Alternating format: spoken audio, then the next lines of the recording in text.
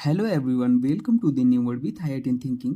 आज हम देखने वाले हैं नीट की सिलेक्टेड पीवाई की क्वेश्चन को। इन क्वेश्चन के थ्रू हम कॉन्सेप्ट देखेंगे, ट्रिक देखेंगे, ठीक है। और एग्जाम में कैसे क्वेश्चन को अप्रोच करना है, कैसे सॉल्व करना है वो देखेंगे। और आपसे इन क्वेश्चन के थ्रू आपका लगभग 5 से 7 टॉपिक रिवाइज हो जाएगा, ठीक है। हमने सारे टॉपिक लगभग ले रखे हैं और ये बहुत ही अच्छे क्वेश्चन है। इन क्वेश्चन से आपको हर एक क्वेश्चन आपको एक नया कॉन्सेप्ट सिखाएगा, ठीक है। तो ये बहुत ही इंपॉर्टेंट होने वाला है वीडियो आपके लिए। तो आइए स्टार्ट करते हैं। ये सारे क्वेश्चन है, हमने इसमें 5 ही क्वेश्चन लिखे हैं, लेकिन हम लगभग 10 से ज़्यादा क्वेश्चन डिस्कस करेंगे, ठीक है।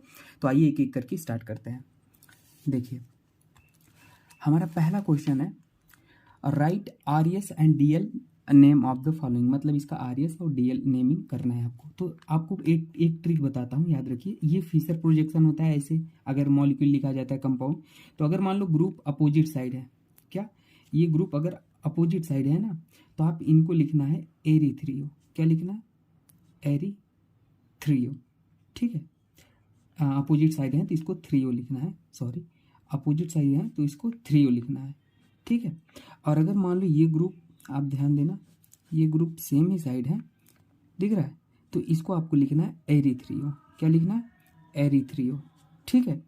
और अगर आपको ध्यान दीजिएगा, मान लीजिए हमारे पास OH ग्रुप जो होता है ना, वो अगर राइट साइड में है, ये राइट साइड में है, तो आपको D लिखना है। और अगर लेफ्ट साइड में है, मान लो लेफ्ट साइड में है हमारा OH ग्रुप, ठीक है, लेफ्ट साइड में, तो आपको L लिखना है, ठीक है। आइए बाकी क्वेश्चन के थ्रू आपको हम समझाते हैं। देखो, जैसे आपने सबसे पहले इसको RS नॉमेनक्लेचर और RS नॉमेनक्लेचर का भी हम ट्रिक बताते हैं। पहले ये हम बहुत सारी चीज़ें देखेंगे इस क्वेश्चन के थ्रू, आपको मैं बहुत सारी चीज़ें सिखाने वाला हूँ। देखो, सबसे पहले हम देखते हैं, ये थ्रियो है, कैरी थ्रियो है। तो देखो, ये OH ग्रुप हमारा दिख रहा है आपको, यही OH ग्रुप है। ये दोनों एक ही साइड हैं। आप ये स्मॉल ग्रुप को नहीं देखना, ठीक है ना, जो बड़े ग्रुप होते हैं उनको देखना, फंक्शनल ग्रुप। तो OH है, OH, तो यहाँ एक ही साइड है, तो ये आप क्या कह लोगे, ये हमारा कौन सा है? एरीथ्रियो है। कौन सा है? एरीथ्रियो, एरीथ्रियो, ठीक है, एरीथ्रियो है। अब आप कहोगे D है, ये L है, तो देखो ये दोनों ग्रुप राइट साइड में है, राइट साइड में है। तो आप दूसरा नाम, आप अगर DL वाला नॉमिंग लिखोगे तो ये क्या हो जाएगा? D हो जाएगा, ठीक है। अब अगर आपको एक चीज़ और सिखाते हैं, कभी भी अगर हमारा मॉलिक्यूल मान लो CHO है, OH है, OH है, और नीचे CH2OH है, अगर ये फिक्स रहे, ऊपर CHO नीचे CH2OH हो, तो आप हमेशा याद रख लेना, अगर OH राइट साइड में है तो उसको क्या कर देना? R कर देना। अगर लेफ्ट साइड में है तो उसको S कर देना। ये भी ट्रिक आप याद रख लो, ठीक है। इस क्वेश्चन के थ्रू मैंने तीन ट्रिक आपको सिखाऊंगा, ठीक है। अब देखो, इसमें ऐसे क्या करोगे, तो इसमें देखो, इसमें हमारा OH ग्रुप इधर है और इसके सामने है, अपोजिट है, तो अपोजिट है मतलब नाम क्या हो जाएगा? थ्रियो हो जाएगा, थ्रियो। और अगर हम पूछे DL वाला नेमिंग क्या हो जाएगा, तो देखो OH यहाँ पे राइट साइड में है, तो ये हो जाएगा D हो जाएगा। अब आप कहोगे सर वहाँ पे लेफ्ट साइड है, तो वहाँ पे उसको क्यों नहीं लिए? तो हमेशा उस OH को कंसीडर करना है जो मोस्ट ऑक्सीडाइज फॉर्म, ऑक्सीडाइज वाले फंक्शनल ग्रुप के बगल में हो, ठीक है। मतलब यही जो नीचे होगा उसी को लेना। तो CH2OH ऑक्सीडाइज फॉर्म है, ठीक है, CHO का। तो यहाँ पे आप OH है तो हमेशा इसी को लेंगे। तो ये वाला OH हमारा राइट साइड में, तो इसलिए हमारा D नॉमेनक्लेचर होगा, ठीक है। अगर RS नॉमेनक्लेचर बताना होगा तो क्या बताओगे? यहाँ पे R होगा और यहाँ पे S होगा, ठीक है। क्योंकि OH लेफ्ट साइड में है, तो लेफ्ट साइड मतलब S हो जाता है, राइट साइड मतलब R हो जाता है। और ये ट्रिक तभी लगाना जब ऊपर CH हो, नीचे CH2OH हो, ठीक है। अगला अगला क्वेश्चन देखो, अगला देखेंगे कि हमारा CHO, ये सेम कर लोगे। ये हमारा देखो, OH हमारा इधर, दोनों क्या है? एक ही साइड है, एक ही साइड है मतलब हमारा एरीथ्रियो हो जाएगा। एक ही साइड है मतलब हमारा एरीथ्रियो हो जाएगा, ठीक है। एक ही साइड है तो ये हमारा, देखो एक ही साइड है तो एरीथ्रियो हो जाएगा। अपोजिट होते हैं तो थ्रियो हो जाता है, ठीक है। अब बात आती है D होगा कि L होगा। तो यहाँ पे देखो OH इस बार हमारा, OH हमारा लेफ्ट साइड में है, तो हमारा L हो जाएगा। क्या हो जाएगा? L हो जाएगा। हमेशा इस ये ऑक्सीडाइज वाला फंक्शनल ग्रुप है, उसके बगल वाले OH को देखना, वो राइट है या लेफ्ट है। अगर लेफ्ट है तो L, राइट होता तो D, ठीक है। और अगर RS नॉमेनक्लेचर पूछा जाएगा तो ये भी हमारा S हो जाएगा और ये भी हमारा S हो जाएगा, ठीक है। ऐसे ही ये वाला भी अपोजिट साइड है, ऐसे ही OH, तो ये अपोजिट है तो ये हमारा थ्रियो हो जाएगा, ठीक है। और अगर DL नॉमेनक्लेचर पूछे तो ये OH लेफ्ट साइड में है, तो ये हमारा L हो जाएगा। RS नॉमेनक्लेचर पूछेगा तो ये वाला हमारा कौन से लेफ्ट साइड में है, तो ये हमारा S हो जाएगा, ठीक है। हमने 3 चीज़ सीखे, पहला DL नेमिंग, RS नेमिंग, और थ्रियो सीखा, और एरी थ्रियो सीखा, ठीक है। इस क्वेश्चन से 3 नेमिंग हमने सीखा। बीटा D, ये प्लस ग्लूकोज, ये स्ट्रक्चर है बीटा डी प्लस ग्लूकोज का, आप स्ट्रक्चर याद रख लेना। इसमें नंबर ऑफ कायरल सेंटर पूछा था, तो कायरल सेंटर मतलब क्या होता है, sp3 कार्बन से 4 डिफरेंट ग्रुप जुड़े होने चाहिए, वही होता है कायरल सेंटर। तो देखो एक कायरल सेंटर हमारा ये है, 4 डिफरेंट ग्रुप दिख रहे हैं, 1 2 3 और ये पूरा 4। यहाँ भी देखो 1 2 3, ये पूरा 4, तो ऐसे ऐसे ये भी है और ये भी कायरल सेंटर है और ये भी chiral centre. Total chiral centre कितने हैं, 4 हैं कायरल सेंटर, ठीक है। तो ये भी क्वेश्चन आपसे पूछता है, आप इसको भी याद रखना। अगला क्वेश्चन देखते हैं। देखो अगला क्वेश्चन है हमारा ये, इसकी रिएक्शन NaNO2HCl से करवाना था। तो कभी भी ये रिएक्शन NaNO2HCl से करता है, एनिलीन इसे बोलते हैं, तो हमारा क्या बनता है, बेंजीन डाइजोनियम साल्ट बनता है, जो कि हमारा N2+Cl- होता है। रिएजेंट याद रख लेना। फिर अगर CuCN की रिएक्शन करवाओगे तो ये हट जाएगा, यहाँ पे CN आके जुड़ जाएगा, ठीक है। हमारा क्या हो जाता है, यहाँ पे हमारा CN आके जुड़ जाता है। अगर H2 निकिल से रिएक्शन फिर करवाओगे तो ये CN को किस में कन्वर्ट कर देता है पता है, CH2NH2 एमाइन में कन्वर्ट कर देता है, 1 डिग्री एमाइन में, ठीक है। देखो H2 और ये निकिल जो होता है ना, इसको क्या कर देता है, CH2NH2 में कन्वर्ट कर देता है। याद रख लो इन सब फंक्शनल ग्रुप का, मतलब ये सब रिएजेंट का फंक्शन, ठीक है। अब देखो CH2NH2 को HNO2 के साथ रिएक्शन करवाओगे तो ये अल्कोहल में चेंज कर देता है अमाइन को, तो CH2OH, इसको अल्कोहल में चेंज कर दिया, ठीक है। तो ये हमारा रिएक्शन हो गया। अगला क्वेश्चन देखो, बहुत ही अच्छा क्वेश्चन है, which will give carbylamine test. तो कार्बाइल अमाइन टेस्ट हमारा वही देता है, 1 डिग्री अमाइन देता है। कार्बाइल अमाइन टेस्ट हमारा कौन देता है, 1 डिग्री अमाइन जो होता है। अब अमाइन भी कैसे होने चाहिए, या तो एरोमेटिक हो या तो एलिफेटिक, दोनों टाइप के 1 डिग्री अमाइन जो होता है हमारा कार्बाइल अमाइन टेस्ट देता है, रिएक्शन देता है। तो देखो ये अमाइन ग्रुप है, इसके ये एक कार्बन से जुड़ा है, तो ये 1 डिग्री है। सबसे पहले तो डिग्री ही देख लो, और 2 डिग्री 3 डिग्री अमाइन नहीं देते हैं, ठीक है ना, ये कार्बाइल अमाइन टेस्ट रिएक्शन नहीं देते। तो देखो ये कितना डिग्री है, 2 डिग्री है, क्योंकि ये नाइट्रोजन, एक कार्बन 2 कार्बन जुड़ा है, तो ये नहीं देगा। ये भाई ये 3 डिग्री है, ये भी नहीं देगा। ये 2 डिग्री है, ये भी नहीं देगा। तो हमारा ऑप्शन नंबर पहला हो जाएगा, ठीक है। कभी कभी आपसे बेसिक ऑर्डर पूछता है, और एक क्वेश्चन आपसे जो जो चीज़ें याद आ रही हैं आपको कवर कर दे रहा हूँ। बेसिक ऑर्डर अगर एक्वस सोल्यूशन में पूछता है तो हमारा 213 होता है ना, ये अमाइन का बता रहे हैं, मतलब 213 मतलब CH3 ट्वाइस NH, CH3, ठीक है, NH2 और CH3, ठीक है। ये देखो 2 डिग्री है, ये 1 डिग्री है, ये 3 डिग्री है। तो एक्वस सोल्यूशन में आपका बेसिक ऑर्डर पूछता है अमाइन का, तो ये हो जाता है 213। बहुत इंपॉर्टेंट है, याद रख लेना, ठीक है। अगला देखो, अगला इस रिएक्शन का एल्डोल कंडेंसेशन करा रहा था। तो एल्डोल कंडेंसेशन में क्या होता है, बेस दिया होता है और हीट गिवन होता है, और H2O वर्कअप के लिए यूज होता है। तो ये हमेशा एक दिया है भले, लेकिन अगर ये रिएजेंट है तो आप समझ जाओगे एल्डोल कंडेंसेशन है, और मतलब इसका 2 मॉलिक्यूल लिया गया है, ठीक है, 2 कंपाउंड, ठीक है। तो याद रखना। तो बेस का काम क्या करना है, H+ खाना है, मोस्ट एसिडिक H+ खाएगा। तो ये कार्बोनिल ग्रुप है, इसके बगल वाला हाइड्रोजन मोस्ट एसिडिक है, तो वहां से हमारा कार्बन आयन बन जाएगा। तो देखो ये कार्बन आयन बन गया, ठीक है। अब ये क्या करता है, 2 मॉलिक्यूल था ना, साइक्लोहेक्सानोन का 2 मॉलिक्यूल था। तो देखो अब ये हमारा कार्बन आयन जो है न्यूक्लियोफाइल का काम करेगा, ये इसके इलेक्ट्रोफिलिक सेंटर पे अटैक करेगा, और यहाँ से ये बॉन्ड ऐसे ओपन हो जाएगा, ठीक है। तो देखो हमारा कुछ इस तरह से बन जाएगा। देखो हमारा ये वाला अटैक किया वहाँ, तो ध्यान देना क्या बन रहा है, वो वाला बॉन्ड हमारा कैसे ओपन हुआ, वो वाला बॉन्ड हमारा उधर एरो गया तो ऊपर नेगेटिव आया, और ये नेगेटिव यहाँ पे पॉजिटिव, तो मतलब और हमारा ये आएगा ऐसे, और ऐसे ऐसे ऐसे बना लेते हैं, ठीक है। देखो ऐसे ही था, ये बन गया। अब देखो अगले स्टेप में हमारा क्या लिया गया है, H2O वर्कअप के लिए भी है ना। तो AH2 यहाँ पे जाके हमारा क्या कर देगा, देखो अगले स्टेप में हमारा रिएक्शन स्ट्रक्चर थोड़ा सा कॉम्प्लिकेटेड हो सकता है, पर कोई बात नहीं, OH हमारा बन जाएगा, ठीक है। अब अगले स्टेप में क्या होता है ना, हीट भी दिया था तो एलिमिनेशन हो जाएगा। एलिमिनेशन रिएक्शन करके मतलब कि ये OH हमारा निकल जाएगा और यहाँ पे डबल बॉन्ड आ जाएगा। तो हमारा देखो कुछ इस तरीके से प्रोडक्ट हमारा फॉर्म हो जाएगा। बहुत ही अच्छा क्वेश्चन था, आप इस क्वेश्चन को याद रख लेना, ठीक है। ये हमारा आंसर हो जाएगा, ठीक है। तो ये आ जाएगा, इस एल्डोल कंडेंसेशन का मैकेनिज्म था, ठीक है। अगला क्वेश्चन देखते हैं। अगला क्वेश्चन है कोऑर्डिनेशन कंपाउंड से, बहुत ही अच्छा क्वेश्चन है। Which of the following carbonyl will have the strongest CO bond. तो स्ट्रॉन्गेस्ट CO बॉन्ड आपको अगर कभी पूछता है, स्ट्रॉन्गेस्ट CO बॉन्ड, ठीक है, CO बॉन्ड पूछता है, ठीक है। तो CO बॉन्ड स्ट्रॉन्गेस्ट पूछता है तो आप देख लेना कौन से कार्बोनिल पे पॉजिटिव चार्ज ज़्यादा आ रहा है कार्बोनिल ग्रुप पे, ठीक है ना।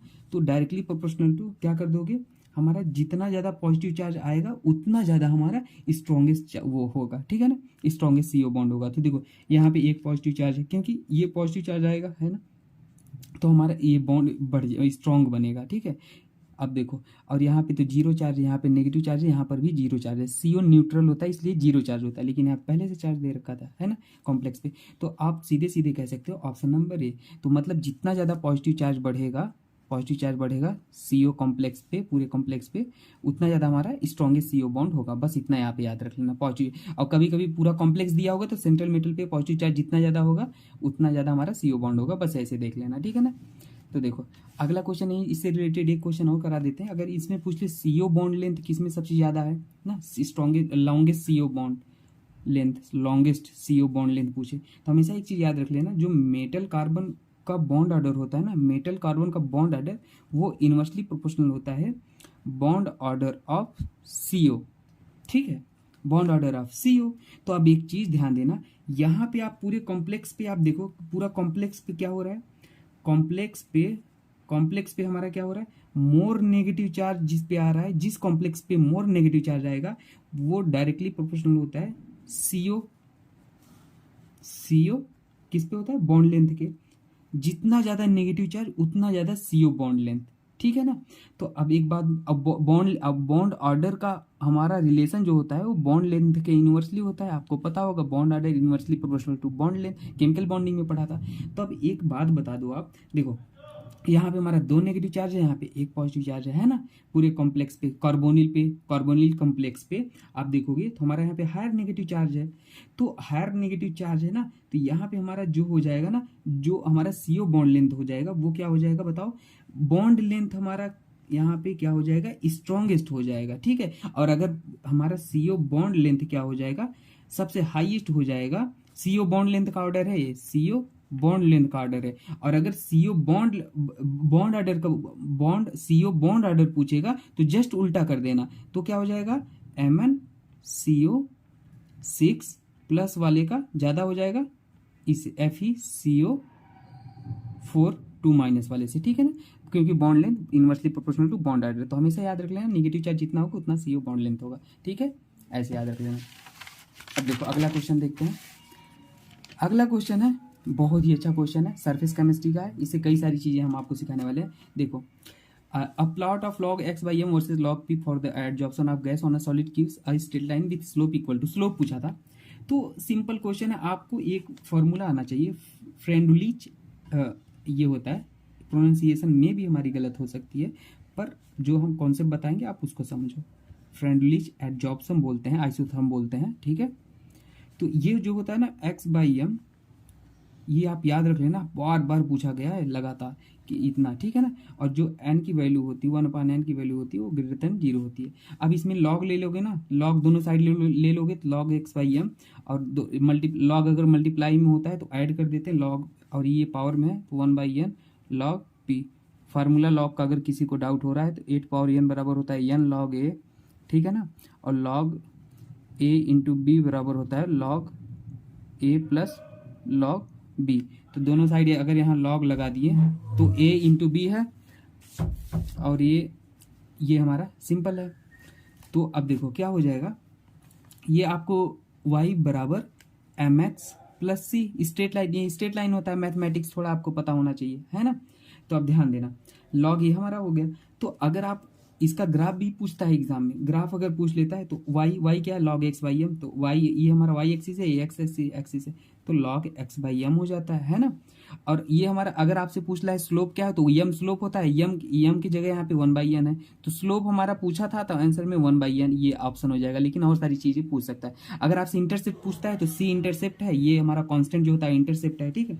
तो देखो ये हमारा इंटरसेप्ट है, तो हमारा ये हमारा log के ये हमारा क्या होता है, इंटरसेप्ट होता है, ये हमारा इंटरसेप्ट होता है, ठीक है। स्लोप पूछता है, स्लोप तो ये हमारा 1/n हो जाएगा, ठीक है। और ये एक्स एक्सिस है log p, ठीक है ना। तो कई सारी चीजें आपसे पूछ सकता है, इंटरसेप्ट क्या है, log क्या है इसमें, ठीक है ना, स्लोप क्या है 1/n है ना, ग्राफ क्या है, ये ग्राफ है, ठीक है ना, ये ऐसे यहाँ थीटा हो जाता है, तो यही स्लोप होता है। तो आप इन सब चीज़ों को याद रख लेना। अगला क्वेश्चन देखो, बहुत ही अच्छा क्वेश्चन है, केमिकल काइनेटिक्स से है। एक रिएक्शन गिवन है ए प्लस बी प्रोडक्ट, ठीक है ना। पूछा इसका रेट क्या होगा, कंडीशन दिया है अगर on doubling the initial concentration of A only the rate of reaction is also double. तो मतलब रेट मान लो, इसका रेट क्या मान लेते हैं, ए बी, ऊपर मान लो कुछ भी एक्स वाई और के कांस्टेंट आप लिख लो, ये इक्वेशन 1 है, ठीक है। अब बोला है कि on doubling the initial concentration of a rate double हो जाता है, मतलब ये रेट जो है डबल हो जाता है कब, जब कंसंट्रेशन ए को डबल किया जाता है, ठीक है। और के आप ऐसे ही लिख लो, और बी को ऐसे ही रहने दिया जाता है, ये पहला कंडीशन था, तो इसकी इक्वेशन 2 मान लो।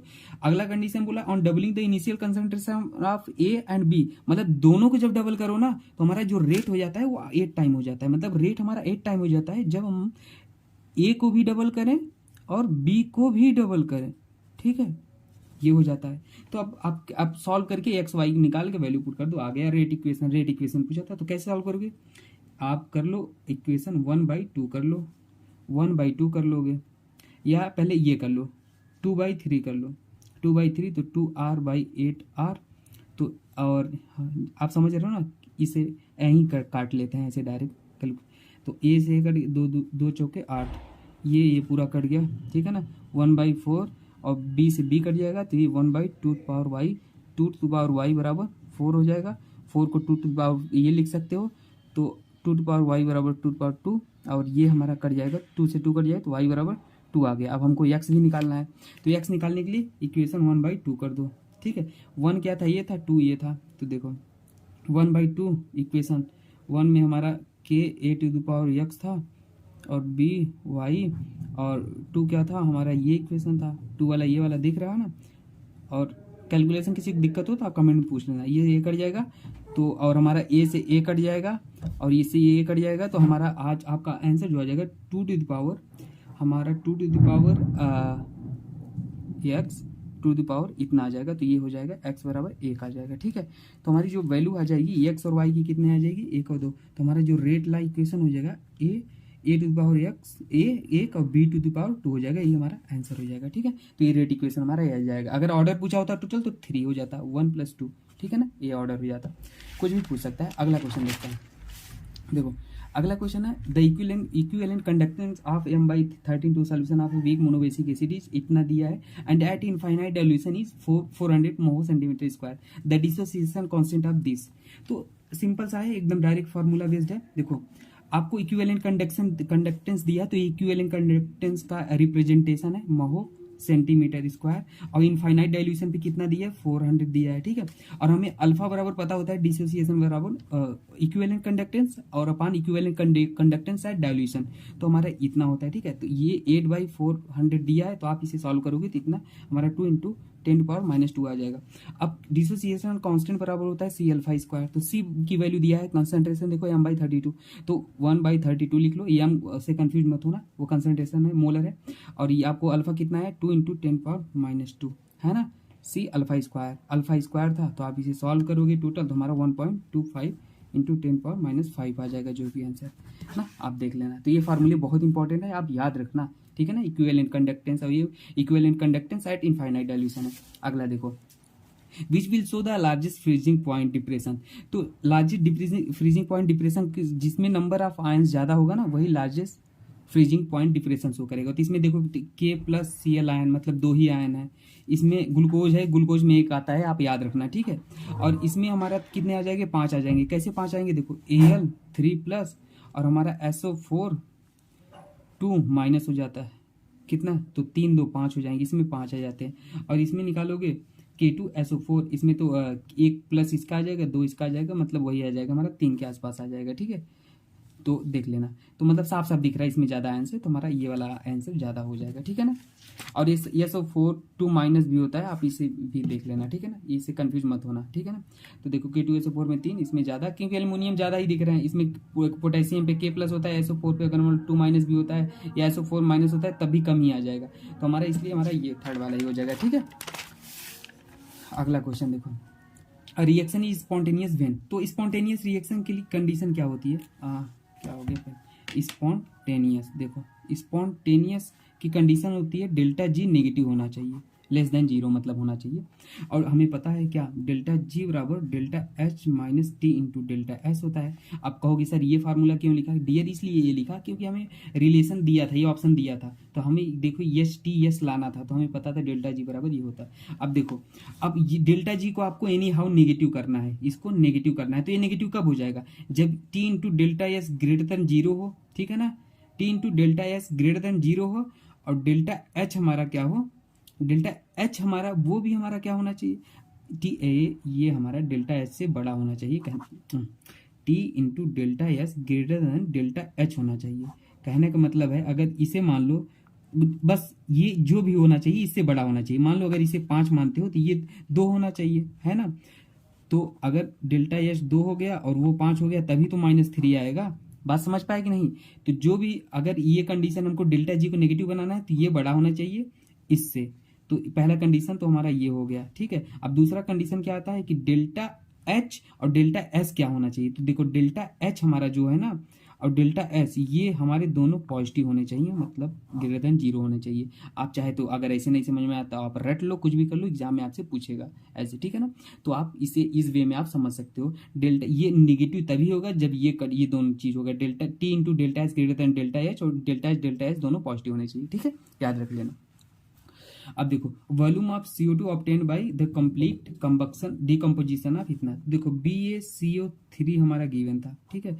अब कार्बोनेट है तो वो ऑक्साइड और कार्बन डाइऑक्साइड बनाएगा, ये आपको पता होना चाहिए, ठीक है। अब आपको पता होना चाहिए कि इसका मॉलिक्यूलर वेट कितना होता है। तो बताओ मॉलिक्यूलर वेट कितना होता है। इसका मॉलिक्यूलर वेट होता है 197.3 ग्राम, ठीक है ना, इतना होता है। तो देखो एक चाहे इतना ग्राम लिख लो और चाहे मोल लिख लो, क्योंकि ग्राम वेट पूछा है कि 9.85 ग्राम ऑफ BaCO3 इच, मतलब कितना CO2 प्रोड्यूस करेगा, लीटर वॉल्यूम पूछा था, तो इसलिए इसको हम ग्राम में ले रहे थे। मोल में दिया होता तो इसको मोल में लेते, 1 मोल इसको लेते, ठीक है ना। तो इसका मॉलिक्यूलर वेट इतना होता है, ठीक है। तो इतना हमारा कितना CO2 दे रहा है, 22.4 लीटर एट NTP, है ना। इतना CO2 दे रहा है, क्योंकि एक ही मोल तो है, एक मोल को चाहे 22 मोल लीटर में लिख लो, 4 में लिख लो, और चाहे 1 मोल लिख लो, ठीक है ना, कोई दिक्कत नहीं है। अब देखो, अब 1 ग्राम के लिए निकालोगे तो 1 ग्राम के लिए 22.4 डिवाइड बाई इतना कर लोगे, ठीक है ना। इतना CO2, ये CO2 का लिख रहा है ना, क्योंकि CO2 का ही पूछा था, इसका पूछा होता तो इसके जगह पे लिखते 22.4।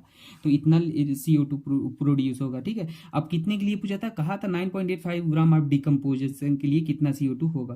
तो इतने के लिए हमारा क्या हो जाएगा, इतना मल्टीप्लाई कर दोगे, ठीक है ना। यूनिटरी मेथड लग गया, सिंपल। तो इसे सॉल्व करोगे तो ये मतलब जो भी करोगे सॉल्व तो हमारा इतना आंसर आ जाएगा, ठीक है। ये तो अगर किसी को नहीं समझ में आया तो हम सरल भाषा में समझाते हैं। अगर मैं कहूँ कि 10 टॉफी का मूल्य 100 रुपये है, तो एक टॉफी का मूल्य कितने रुपए का हो जाएगा, 100/10, यही हो जाएगा। और पूछे 2 टॉफी का मूल्य कितना हो जाएगा, तो 2 इंटू 100/10 हो जाएगा। तो वही किए हैं।